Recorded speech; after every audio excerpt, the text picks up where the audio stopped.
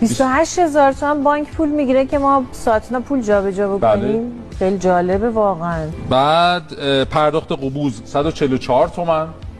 چرا پرداخت قبوز باید 144 تومن؟ یعنی ما بخوایم مثلا قبض حالا یه خدماتی رو بریم از طریق آبربانک و کارتخان و اینجور چیزا اینترنتی پرداخت بکنیم، تازه باید یه پولی هم بدیم که ببخشید این قبض ما رو پرداخت کنیم. چرا از هر چیزی سعی میکنن که یه پولی در بیارن دیگه؟ 240 تومن تا 30000 تومن انتقال بچه پایاست. این دیگه تا 30000 تومن هم میشه. پایا فکر کنم که تا 100 میلیون هم میشه انتقال داد. ثبت انتقال و استعلام چک 5000 تومن و دریافت پول نقد از پایانه شعب 1400 تومن.